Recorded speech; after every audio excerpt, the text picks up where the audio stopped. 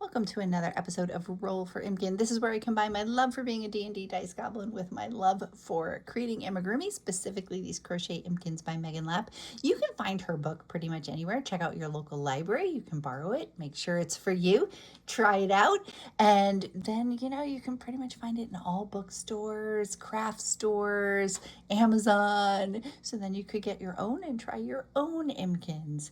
This Impkin is also from the episodes that we had where we talked about different eye choices, and these eyes are they're embroidered on, and this is a good choice. Again, if you're making something that's for a smaller child, I would say don't use any of the wires and embroider on the eyes. It's very easy to do. You can find lots of different YouTube videos out there that show you how to do it, but it's basically just whip stitching until it's the size that you like.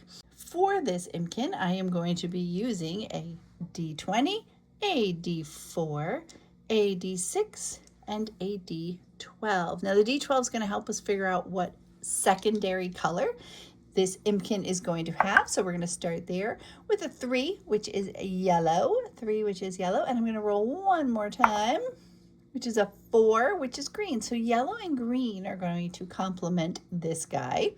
We also use our D12 for tails and wings, which is a 6, which is a devil's tail. That's a little tail. So then we're going to switch to our D20. Our D20 lets us know what kind of hats or hairstyles the Impkin might have, which is a 2, which is a round mushroom cap, which is pretty fantastic. So we have the round mushroom cap. So I am not going to roll for horns or antlers or antenna because there is a lot going on with that round mushroom cap. So what instead I'm going to do is roll for, if they have something down their back aside from the tail. It could be a vest or a turtle shell or scales or, a backpack. So let's see what he's got. 5 is a messenger bag. So he's going to have a messenger bag. And I am also going to roll a D4 to figure out what kind of belly he might have, which is a 1, which is a panel belly. So we're going to go choose some yarns, and then we will start making this guy.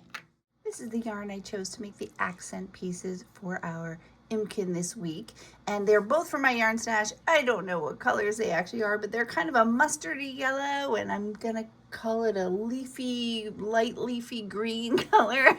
I suspect they're probably both big twist colors originally, but I can't be certain. But those are the 2 colorways I've chosen from the yarn stash, and I will be back once this Impkin has been made. This is our Impkin for this week.